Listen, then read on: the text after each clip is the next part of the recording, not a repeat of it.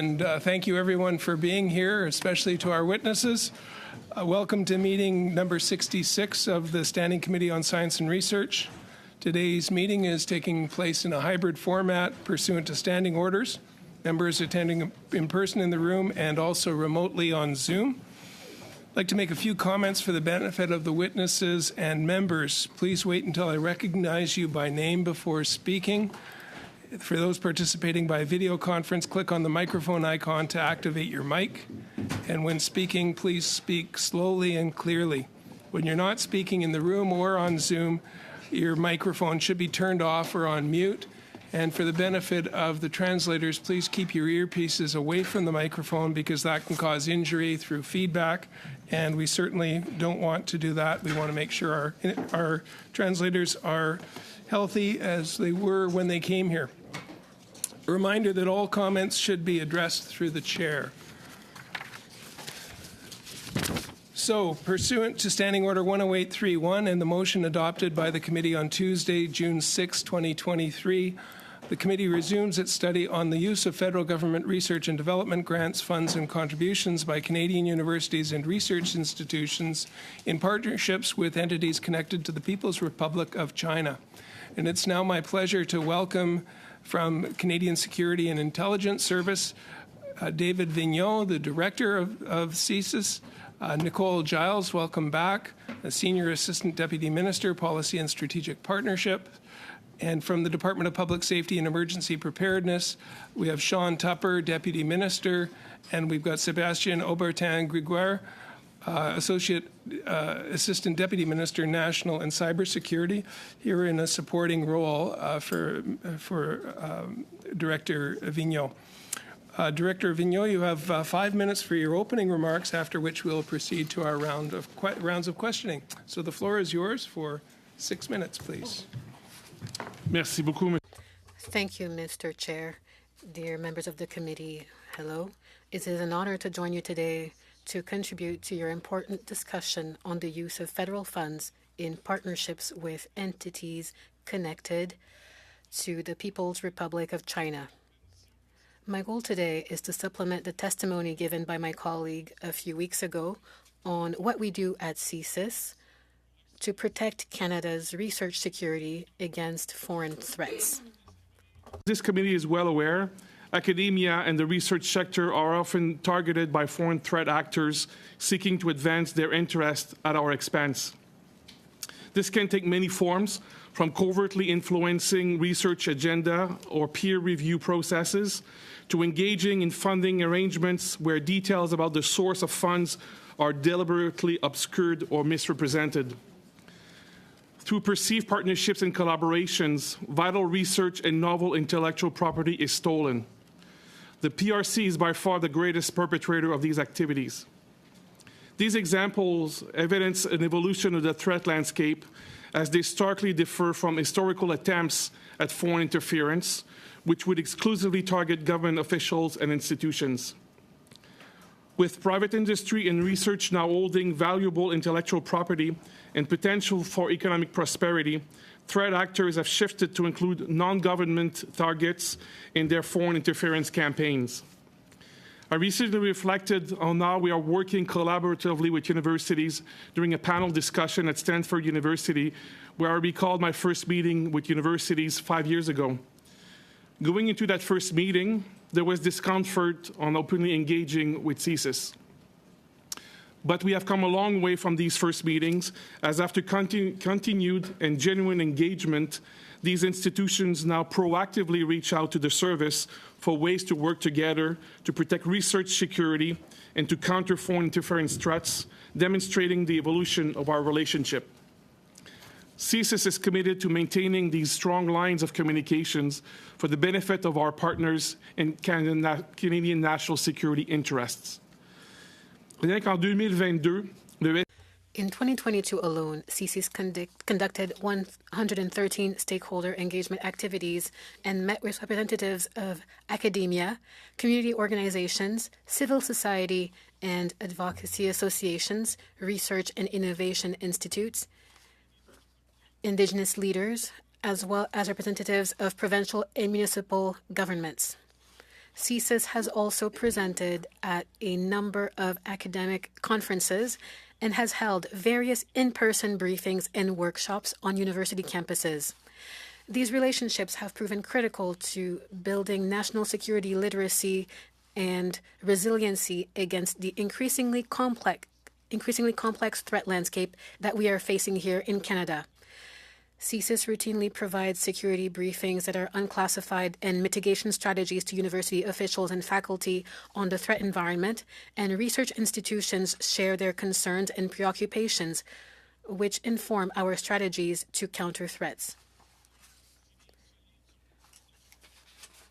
I am confident that the strength of these relationships will be our best defense against the aggressive and coercive attempts at foreign interference that we are seeing today, and that will undoubtedly continue to see in the future. Sophistication, as states seek to exploit Canada's open and collaborative research ecosystem for their own interest to the detriment of Canada's. Needless to say, as state actors become more sophisticated, these threats become harder to counter. It is therefore imperative that Canadians work together. This effort begins with informed and trusted discussions among communities, academia, business, and government at all levels. In order to remain a committed partner in this effort, CSIS will continue to leverage its authorities under the CSIS Act to investigate, provide advice to the government, and where appropriate, take measures to reduce these threats. CSIS will also continue to invest in significant effort in building relationship with individuals, communities, and institutions to establish and sustain trust and to offer support and partnership in protecting Canada's national security and future prosperity. I will conclude by noting that I cannot publicly comment on operational matters and requirements in order to protect the safety and security of Canadians.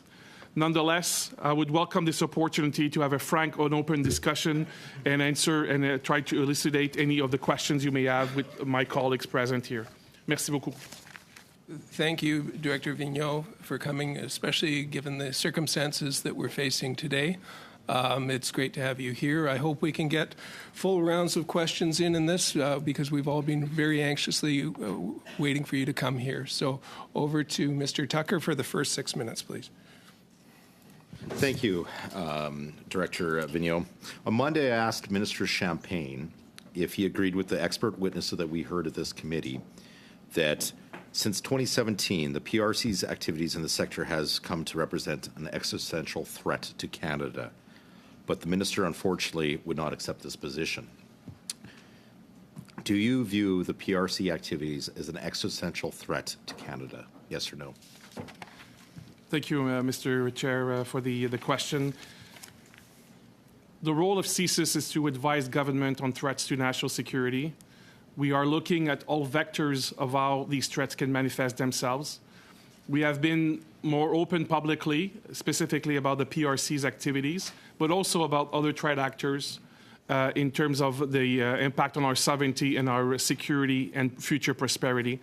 And so from that point of view, I think the People's Republic of China have been very clear in their intent, and their actions have demonstrated also the level of their capability to be a threat to our national security.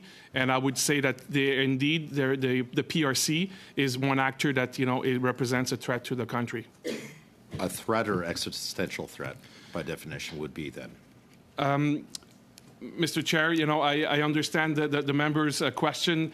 I am, in my position, I don't make the distinction between a threat or an existential threat. I have said publicly, and I have repeated here, that the PRC, in the context of threat to our economic security and research security, is by far the most sophisticated actor that we are dealing with. Well, Mr. Vigneault, that's deeply troubling because you've recently made unprecedented appearances along with other Five Eyes allies, which are characterized by the media as because, open quote, because they are alarmed by China, which they say is the greatest espionage threat democracy has ever faced, end quote. That was your words or your signature on a Five Eyes document, if I'm speaking correctly on that, specifically referring to the theft of our technology and secrets. So if you're willing to say that with the other Five Eyes that this is an existential threat, I'm concerned that you're not sharing that view domestically versus the international statement that you guys put out. Mr. Chair. Or is this the role of the minister should be to say with the briefings that you would have provided, this is existential threat or it isn't? So, Mr. Chair, I think it's a very valid point, and I would not want to leave the impression that I would, have different messages, either I'm in Canada or abroad. I think the context of the Five Eyes message, which was unprecedented, that was the first time in history that we appeared in public together, was to essentially send that signal, and those words were chosen carefully to say that. So I do fully endorse, of course, what I'm saying. In the context of the work we do in Canada, in the context of what CSIS' role is to advise government, and in support of what, to complement what the minister has said in his appearance on Monday, I do not see a distinction. I understand that these are not necessarily the same words, but I do stand by the statement I've made with my colleagues about the threat China represents. Have you briefed the minister personally on the activities of the PRC? Mr. Chair, I'll be careful about the nature of the briefings I'm giving, but I do believe that it's been said publicly that, I have personally briefed Minister Champagne. I've briefed a number of other ministers. But I'm saying that with the caveat that I cannot confirm or deny all of the briefings I've been given. But in the context here, it's been said, that yes, I have briefed Minister Champagne directly in the past. So if both you and Minister Champagne won't pronounce this as an existential threat, who will? Would this be, because obviously the same briefing, the information you have all the information you have, the minister has on the activities of PRC. Would that be a rough generalization? Mr. Chair, the minister is receiving a lot of information, of course, mostly from his department. He's also receiving information through his participation in different committees, and that includes receiving intelligence from CSIS. But I do understand the member's question, and again, I just want to reiterate that, I think the words I've used in this committee in my opening remarks, and the words we've used in our public report and in previous public appearances here in Canada, I've spoken very clearly about the magnitude. I may not have used the word existential threat, but I can tell you that that we are seeing it from that point of view.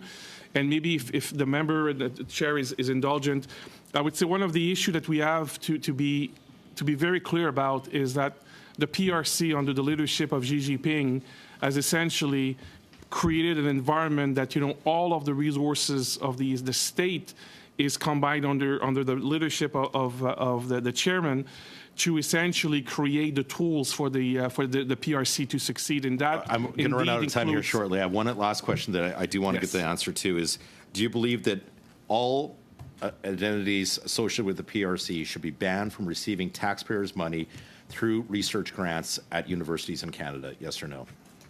Mr. Chair, I think that what is important is to look at the threat specifically.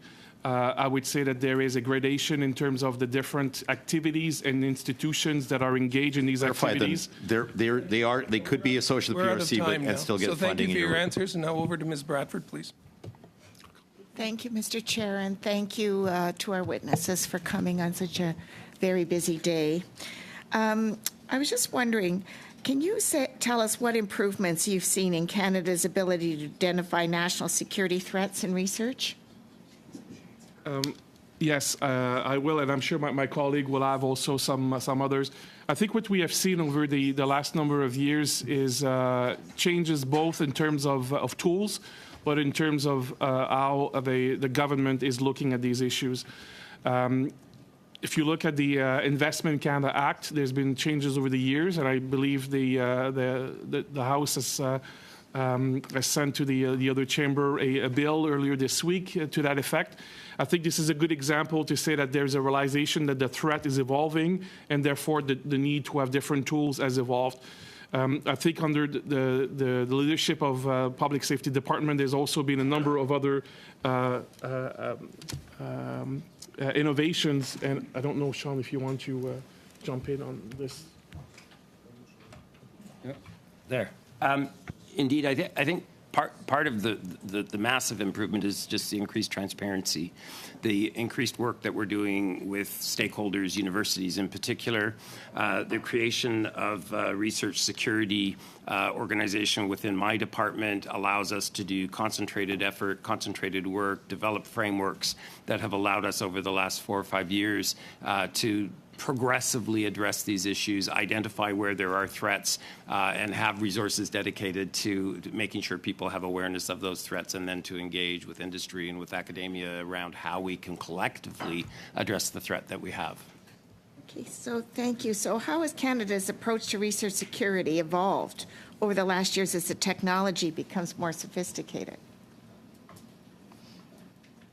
I think part of that is actually paying more and more attention to the technologies, and so the government hasn't yet released, but is intending to release a list of sensitive technologies that we want to focus on, that we want to make our partners aware of in terms of how they need to secure the work they're doing against espionage, against foreign interference. And so as soon as the government is able, I know they intend to release a list that will identify those areas of work that we think industry and academia should be concerned about and pay attention to.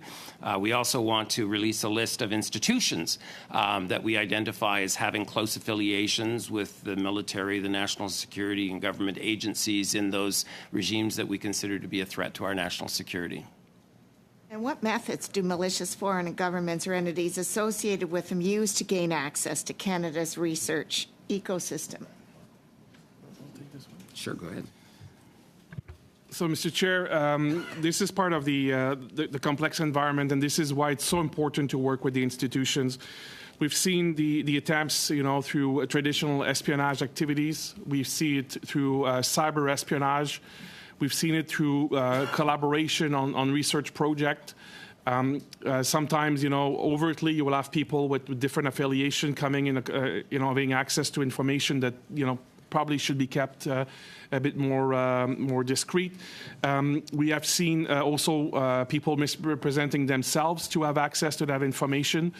And so what you're looking at is an ecosystem with a clear intent of trying to get information, and whatever tool at their disposal of the state, the foreign state, they will be using it to be able to get to that information. And I think this is what represents the most significant challenge for all of us, is we need to be able to address, and mitigate the threat coming from many different vectors at the same time. And so how does CSIS support the work of the granting agencies?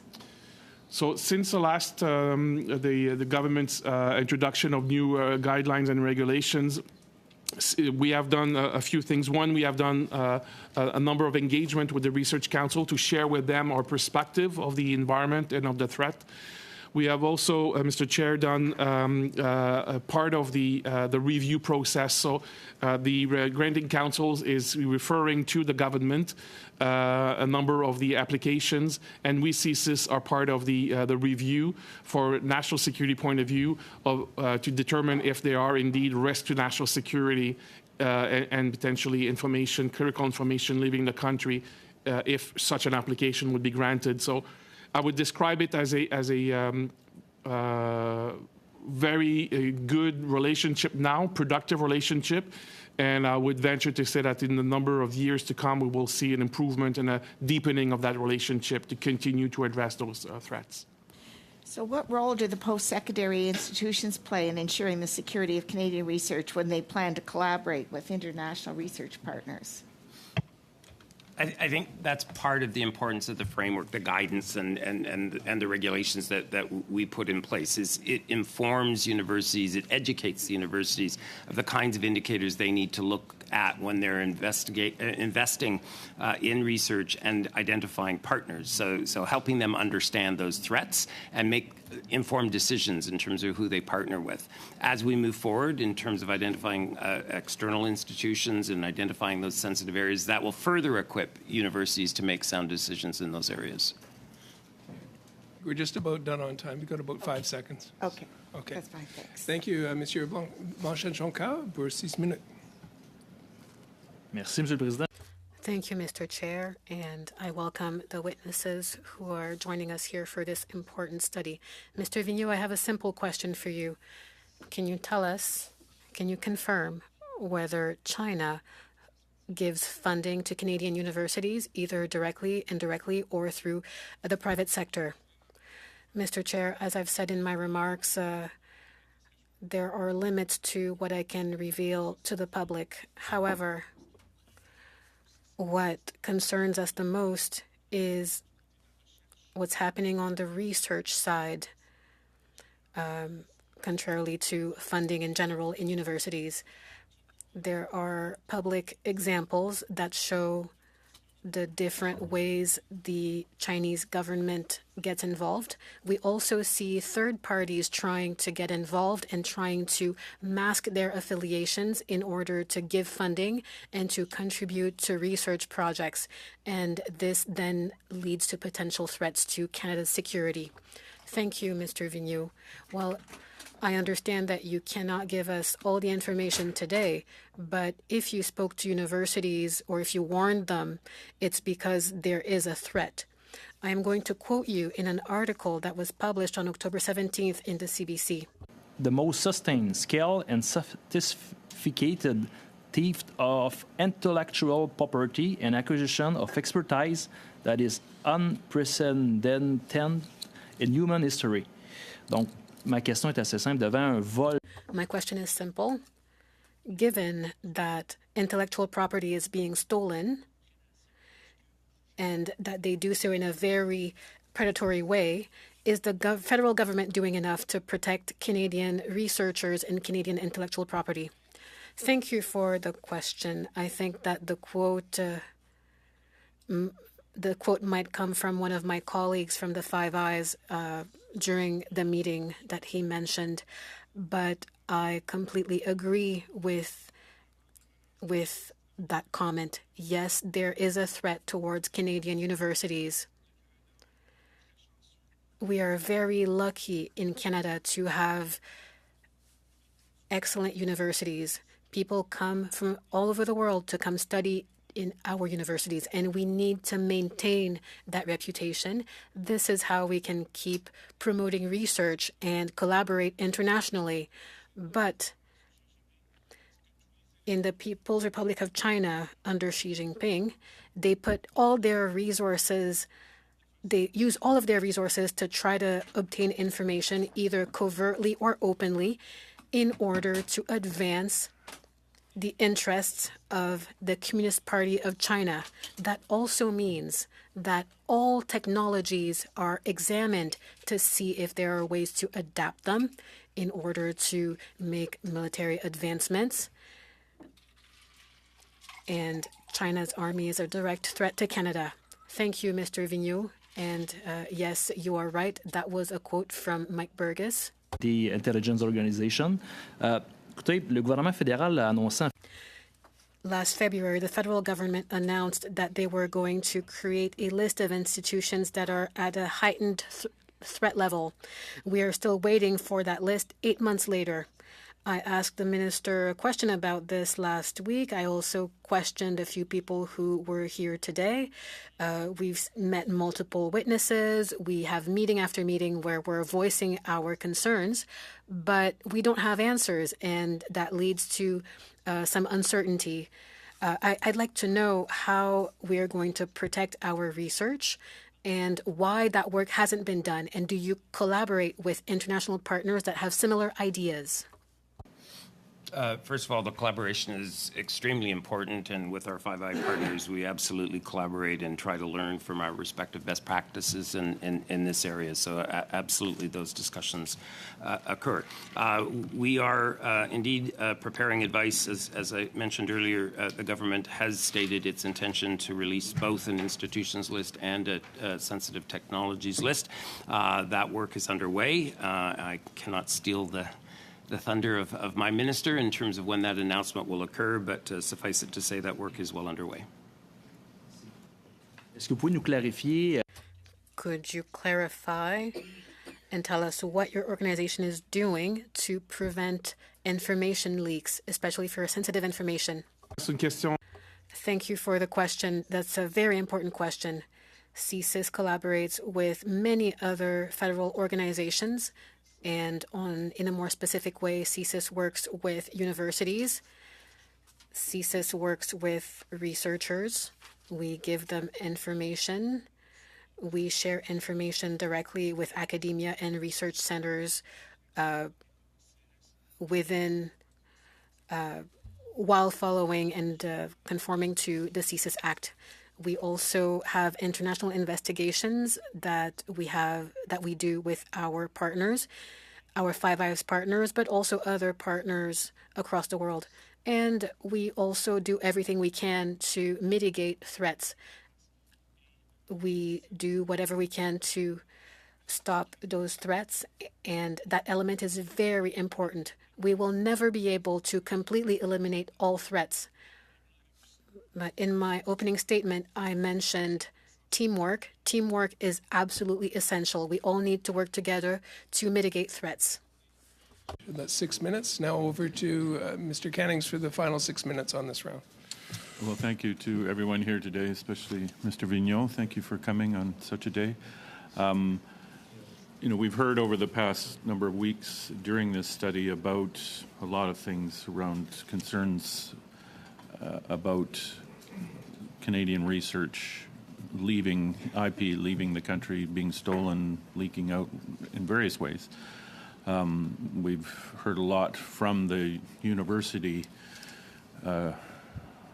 ecosystem, I guess we've been calling it, through the tri-councils and the business about whether we should fund or, how we can stop funding risky research areas. I'm just wondering, a lot of research is obviously carried out by the private sector, and I'm just wondering how you monitor that. Or is there a direct way you do that with industry groups? Or, I know I read in the media somewhere that I remember something about Quebec Hydro having an incident with a Chinese researcher.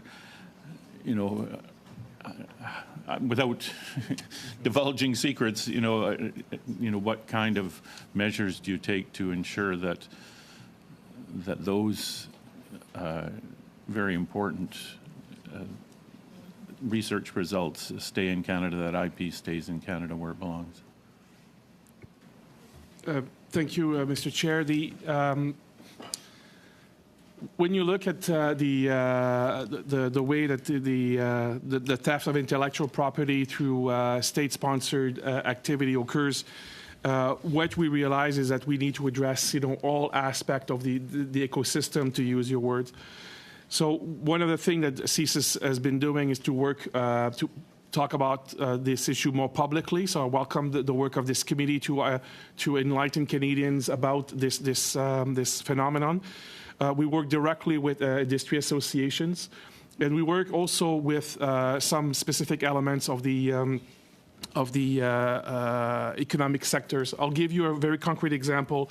During the pandemic, we knew through our own intelligence, but also I think it was fairly evident that the threat to the health sector, the health research sector, in terms of the pandemic research that was being done for a vaccine and so on, would be increasingly problematic. And so what we've done at CSIS is we're able to work with partners and map out who were the key companies and research labs in Canada were involved in this work, and we reached out directly to them, and we gave them some fairly practical advice, not necessarily knowing that the threat was coming at them specifically, but they say, this is the modus operandi. This is, if you were to be a victim of it, this is how it would likely work. And I can tell you that within a few weeks of some of these briefings taking place, we were approached by one of these companies to tell us that the PRC had indeed used the exact modus operandi what they described. But because the company had taken the right steps to protect themselves, they were able to prevent the theft of their intellectual property. So it is a multiple partner engagement, I would say. And sorry, if I can just jump in, and this may actually go to you, Mr. Tupper, because I'm interested in how you find out what the real key information is. Who's advising you? Do you have scientists within CSIS, or is it scientists within other public sector agencies that is interacting with CSIS? And just how does that work? How do you figure out what's important and what may be irrelevant? So I think part of the work of the Research Security Center is exactly that. It's a whole of government endeavor. So our key partners, but beyond our portfolio, would include ICED, Health Canada, other science departments, where we want to kind of pay attention to their expertise, their capacity to give us advice. And so there is a whole of government structure that allows us to come together and collaborate on how we identify those areas. Through the center, we do a lot of public engagement. So I've got half my center here and half is across the country. It's not a huge bunch of people, but we do a ton of outreach as well, so that we're working with universities, working with industry, so that we run workshops and whatnot. And that allows us to identify areas of priority external to government, and certainly through that whole of government approach, we're able to kind of build those bridges. Mr. Chair, Mr. Chair, can we add one point, please? It's up to the member.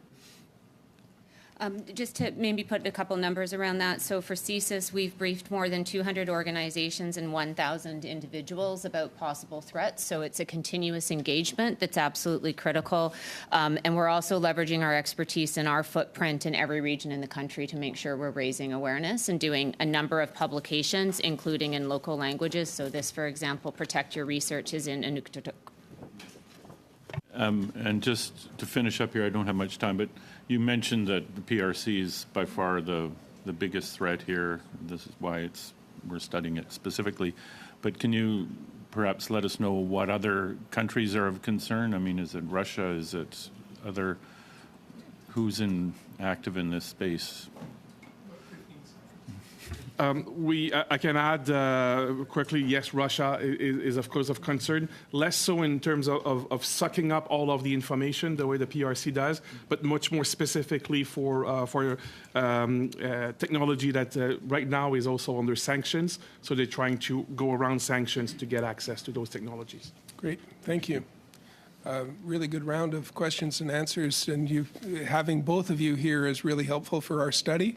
This is the last hour of our study that we hope to have a report generated by our analysts, and you're really helping with that. We'll go to Mr. Soroka for 5 minutes, please. Thank you, Mr. Chair, and to the witnesses today for coming. Director Vigneault, why do you think it is taking so long to get a high-risk entities list from Minister Champagne, and how critical do you view such a list for Canada's national security integrity for academic research? Thank you, Mr. Chair. I think that Mr. Champagne was here earlier in the week to explain, so I would not want to put words in his mouth. I think the minister's testimony is on the record. That on part of your second part of your question, sir, I think that it is very important that we identify both in terms of protecting, but in terms of transparency. So transparency with us, transparency with foreign investors who are looking to engage with us, transparency with universities who are trying to determine, how they should devise their own systems to protect their own systems. So yes, it is very important. Okay. Given Huawei's extremely recent patent filings in collaboration with Canadian universities in sensitive areas like 5G and AI, how does CSIS assess the risk these partnerships pose to national security in Canada? Thank you, Mr. Chair. This is, I think, the crux of the issue here. We have the PRC has been very transparent in its approach. Has put in place new legislation that forces any company, any organization, any person of Chinese origin to be collaborating with the intelligence service. So in the case of a company like the one like Huawei, we have, irrespective of their intent, I will not speak about their intent at the moment, but irrespective of that, they are under obligation, if required, to share their information. So what if we go a little bit above and beyond this organization, I think any kind of data they access, any kind of personal identifying information about Canadians through different research projects, any facial recognition, data they receive, all of this is of concern because what we know, both through intelligence but also through open source, is that there is an organized system to take all of this data, to collate it, to apply artificial intelligence algorithms against them, and to be able to develop, an advantage for the PRC that is then turned to aggressive tactics, but also development of military technology turned against us. Yeah, we're basically giving them the information to fight us with the research that we're doing, so that is very concerning. Minister Champagne also claimed during our last meeting that creating non-binding guidelines is somehow better than just banning entities that pose risk to national security. Does CSIS believe non-binding guidelines are enough to protect against high-risk entities? Mr. Chair, I think what is important here is the behavior of the people. And so right now we have seen a change in behavior. The granting councils, the universities, everybody wants to work together. Everybody understands the threat. And I think if you develop an ecosystem of compliance, I think the people who are not want to comply will become fairly evident in all of this, and we'll be able to direct our activity more specifically at these people. So I'm agnostic about from a national security point of view about if they are voluntary or not. Hey, well, I guess I'm very concerned about the fact that universities seem to be more concerned about getting money from partnerships as opposed to national security. Do you feel this is also potentially true? Do you want to take questions? I think, if I may, I think part of that challenge is changing the culture. I mean, there's a long history. Our universities have established partnerships for quite some time. And so part of what we're doing and part of why we have non-binding guidelines and why we've been engaging for a period of time is to start that education process. And as I said earlier, to make sure that people are able to make informed decisions on their own and not just rely solely on government. And so I think it's an incremental approach to getting towards those areas where we say these institutions and these technologies are the most sensitive and need to be dealt with. So, Director Vigneault, at the Five Eyes conference, you raised warnings about Beijing's actions in Canadian universities. Where specifically is the Liberal government failing short in the countering these threats? Mr. Chair, thank you for the question. I will focus my comments on from a national security point of view. I would say that what we are seeing is a fairly significant change in the last 4 or 5 years. Not just from an intelligence point of view, us sharing more, but everybody else realizing that the environment has changed. That the threat coming at us has changed in its intensity, velocity, and by the number of actors. And I am, on the one end, comforted with the fact that people are taking this very seriously. On the other, I'm very nervous about the intensity of that threat. Thank you. We went over, but it was important to get that thought on the table, and thank you for the question, Mr. Soroka. Mr. Turnbull, for 5 minutes, please. And thank you to you, Mr. Vigneault, and the whole panel here for attending today. It's a very important conversation, but Mr. Vigneault, I appreciate the work that you do. I know that you've testified at the Procedure and House Affairs Committee when we did extensive work on foreign interference, and I really appreciate yourself and Ms. Giles for their testimony there. I want to ask you, so I know that you've mentioned an increasingly complex threat environment, which I think we can all agree is the case and really is what the heart of our concern, where our concerns are coming from. And you've said that the PRC is sort of the most sophisticated actor, I think. And you've also mentioned an ecosystem approach. I think that sometimes people are looking for a very simple solution for a very complex problem and risk environment that is evolving quite quickly. This is what I've heard from you in past. I've heard you sort of reiterate that today. Could you speak to Mr. Vigneault about the importance of that ecosystem approach and why that's more effective than, say, something like a blanket ban, which perhaps maybe is not the most effective? Thank you, Mr. Chair. I think we are in a world where, you know, what matters, you know, the information, the data, some of it resides in government hands, but most of it does not.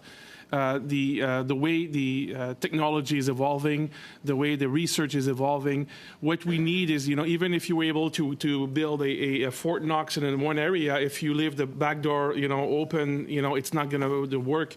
So from that point of view, when I talk about the more complex threat environment, is we're dealing with actors who are extremely agile at understanding our system. They have access to a lot of expertise, both here inside the country and outside the country, to understand our system work. And we see these attempts to adapt their tactics and their techniques to what we are doing. And a concrete example in the not too recent past, we have seen indication of after a government change legislation, the Parliament change legislation, we have seen some actors being able to understand how that legislation worked and essentially found a way to go and be able to accomplish their objective, you know, with bypassing the new legislation. So it's a bit of a cat and mouse environment where we need to be on our toes very quickly, and that requires not just the intelligence service or the government, federal government, but all of the members of that ecosystem. I appreciate that response because it relates to things that you've also said, which is the deepening of the relationships being so important and the behavioral change of various different actors, I think, in that ecosystem as really effectively neutralizing the threats that are there or responding effectively. Would you agree with that? Yes, Mr. Chair, I would agree with that. Okay, great. And I want to walk through, so NSERC, when they were here, talked about having reviewed about 2,000 applications for alliance grants and referred 62 of them, so less than 4% of those applications to public safety for an in-depth review. So I assume that at that point, CSIS gets involved. I note that 34 of those were actually denied, so around half, a little more than half. So that's an interesting stat. So how does CSIS utilize intelligence, and what role, like how do they collaborate with public safety to do that review without getting into details that you, of course, wouldn't be able to, but... So that speaks to that whole of government approach. So that we lead that work at public safety. We engage with our partners. We review the applications that are referred to us. We do assessments of the technology, the issues that would come to the fore. We look at the partners and we give advice back. And that is based on a collaborative effort that is based on an intelligence perspective. It's also it looks at our economic interests and our economic security, and those things all come to place as we assess and give advice back, and as you note, in some cases deny. Thank you. Is there a threshold that you use for the risks that you when you assess? And I'm interested in sort of how the intelligence is used as well. I know, Mr. Vigneault, in past conversations, you've expressed just how one piece of intelligence is not all that useful, and that it's a compilation over time that takes quite a bit of time. And I know CSIS holds a lot of that information and intelligence and gathers quite a bit of it. So how do you utilize that? And then what's the risk threshold? So those are two questions. Very briefly, 15 seconds. So no specific thresholds, because we have to do individual assessments case by case by case. So we have to look at the parameters, the elements of each and every file to make that determination. Thank you. Parole est à vous. Merci, Monsieur le Président. Je poursuis avec Monsieur Vigneault. Thank you, Mr. Chair. My next question is for Mr. Vigneault. I understand that we cannot have zero risk, and I understand that your organization is doing everything it can to protect us against threats. But I feel like you're working with one hand tied behind your back. Canada's national security policy came out 20 years ago. That policy does not include the words China nor Russia. Now the federal government is asking you to make verifications and checks in organizations that work in sensitive areas, but you don't even have the legislative power to do that work. The other thing you say is that we need collaboration, but you can't even share intelligence with companies, with municipalities. So there is a lack of trust between the private sector and the government. So can you tell us about the need to modernize the current policy that is now outdated? Thank you for the question. So there are two parts to your question. So for national security and our national security policy, no new documents were created, but things are constantly evolving. And the way that we deal with national security matters is also constantly evolving. The Prime Minister announced the creation of a new committee for national security in order to bring together the right organizations to give us the right kind of advice. So I think that this is a new element of the security architecture. So it shows that even though we don't have a new document, we still have the means to work together. And for the CSIS Act, I've been very clear in my public opinions. The nature of the threat has changed. Canadians' expectations have changed. And for the review that your committee is doing, expectations are also changing. People are asking us for more information. They're telling us, you said that there's a threat, but we need to have better information. So Minister Leblanc publicly recognized that he is working on potentially changing the act. Thank you, Mr. Vigneault. Another thing that Son gouvernement ne veut pas mettre à jour cette politique de sécurité nationale. Mr. Cannings, for the 2.5 minutes, please. Well, thank you again. And I think I've asked this question before during this study, but just like to get a sense of myself. Maybe I feel like I should be asking Mr. Lametti, but and that's because I'm just wondering what the legal framework that you operate under in terms of, it's all very well to be working with researchers who may be unaware of what's been leaked and what they're losing to China, say. But what if you come across a researcher who's just he's just a pure scientist, wants to do the research, discover the results, and doesn't mind that he's being paid by China to do that research. He's outside the Tri-Council system. Is there some legal line that he might cross where you can say you can't do that, or is there any powers you have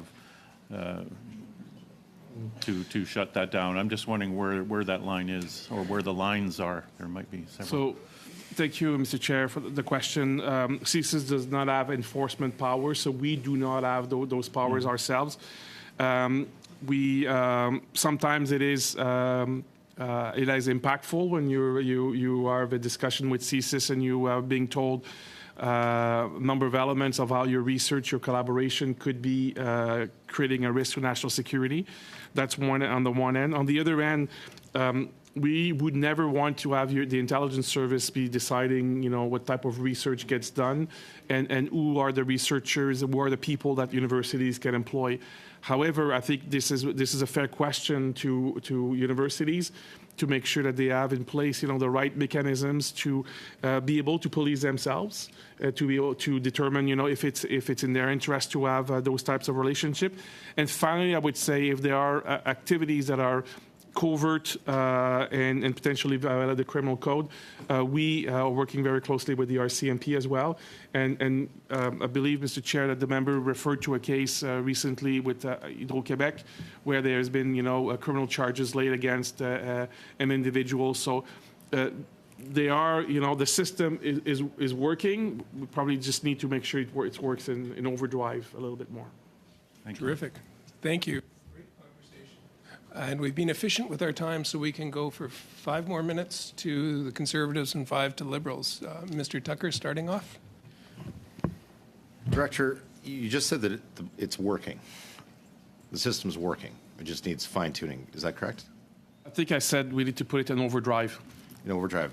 So there's patents that have been filed in Canada with Association with Huawei, with the University of Toronto this year. Obviously, that's not working, right? Would that be an example of this not working? Mr. Chair, I have a level of awareness about the transaction, but not enough details to speak specifically to that. I think that we have to be careful to not look at a specific activity and determine, that it is nefarious in and of itself. But I would not have enough details to share with the committee today to say if those specific patterns that have been filed. But just on Huawei. So you're saying that CSIS is comfortable with some research dollars from the taxpayer of Canada going to Huawei? Mr. Chair, I believe that I have not said that. What I've said, however, to our previous question is that we are very concerned about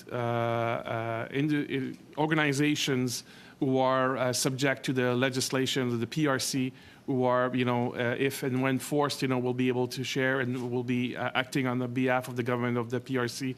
So from that point of view, we do have a very high level of concerns, and this is why we have been speaking publicly and redirecting many more of our investigative resources to counter that threat. But, so just back to this one company. It's obviously you're well versed on the dealings of Huawei. There's a list that has been promised to be out that will ban different identities to work with universities in Canada with taxpayers' dollars for funding. In what world would Huawei not be on that list? You want to take that? Well, first of all, the list isn't out, so you will have to wait. So there is an internal list that's getting compiled, I'm assuming, right? So that's the entities list. Yes. Yes. So that is being compiled. Advice will be given to the government, and the government will release that list when it is ready to do so. So the government has that list, you're saying? I'm saying that we are developing advice and have given advice to the government, and the government will release that list when it's prepared to do so. So the problem is that the list that you provided to government, they didn't act on. And now we have another fall submission of different funding applications that have been approved. Do you not see the problem here? You've briefed the government on this list, and they're not acting. Back to why wouldn't we just, if it's that difficult to make a full list, we can start with a partial list. And why wouldn't Huawei be number one on that list, banned that not to receive an additional nickel from the taxpayers of this country? So I won't comment right now on who is or what companies are or will not be on that list. I do think it's important to remember we are a country of laws, and Huawei exists in Canada in a legal way. And so we can't completely ban the activities of Huawei as long as it exists within Canadian law. So we do need to pay attention to your point earlier about whether taxpayer funding and money goes towards organizations that may or may not be on that list. And I think that is what the government is grappling with right now, is trying to find ways that it can construct that list in respect of who operates in this country, in respect of Thank you those for that. I'm going to partnerships. pass my time along to my colleague. We have about a minute and 20. Okay, thank you. Considering the leaks from within CSIS about Beijing's interference in Canadian elections, how do you reconcile this information with Minister Champagne's claims of having great dialogue with Canadian security departments? Wouldn't the leaks actually suggest a significant communications breakdown with the government rather than great dialogue? Mr. Chair, if you allow me, I would want you, for the record, to be clear that there has been information from CSIS document that has been unauthorizedly released. I don't think it has been ever concluded that it was leaks from CSIS. So just wanted to make that distinction. I think, in our system, the way it should work is that the intelligence service, is the right place to be providing that information to the government. In terms of what we see, what are the concerns, and so on. And we have, like public safety, other departments who are also providing advice to the government on what needs to be done. So I think, that is how we're looking at that ecosystem. Okay, I need to interrupt you. Sorry. Yep. So you're saying the leak never come from CSIS, so then are you saying the leak came from government? Mr. Chair, again, just to be very clear, I said that it was not determined that the leaks were coming from CSIS. I think I will leave it as that. So then it did come from government. Thank you. The record. Jacek, for the last 5 minutes, please. Thank you so much to all the witnesses for coming today and enlightening us. One of the things that Minister Champagne told us was that the list is being prepared with the other Five Eyes countries. So Will the list, when it is fully developed, will it be shared with the other Five Eyes countries? Is there any possibility that the Five Eyes will use the same list? I think countries will make choices for themselves depending on who is active in their country and the kinds of things that they feel they need to protect. And Canada will make its own choices based on our ecosystem. But certainly that information is shared. And as I said earlier, we try to learn best practices from one another in that respect. And how often will the list be looked at again? As Monsieur Vigneault has said, the situation is constantly evolving. Will there be a time frame for review? So in that respect, the list will remain evergreen. We will be constantly looking at entities that are operating in our environment and looking at the technologies that come to the fore, and we will keep that list evergreen. And perhaps just as reassurance, I assume that the list is not only focusing on China, that it is, in fact, country agnostic. That is correct. Thank you. In terms of your outreach to industry, the private sector, Monsieur Vigneault, you did allude, as did Ms. Giles, to a lot of consultation around some of the perhaps potentially emerging threats. You've mentioned vaccines, and I'm clearly very interested in the health side of things.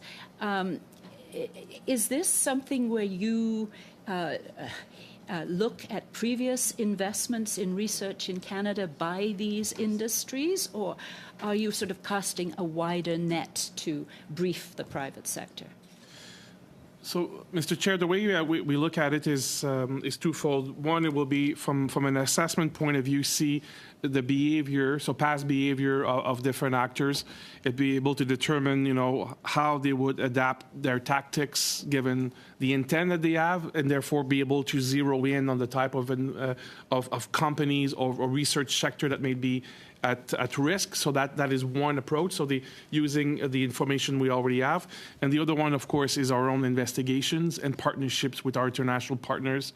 I can tell you that all of the discussions I have with we have at CSIS, official relationship with over 300 different organizations around the world, intelligence services around the world.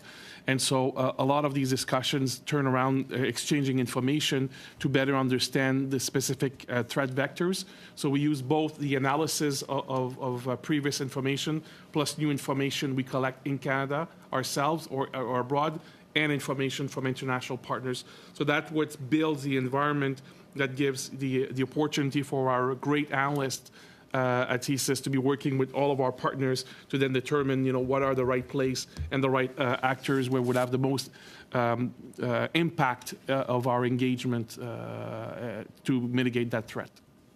And once the list has been established, will there be any looking retrospectively?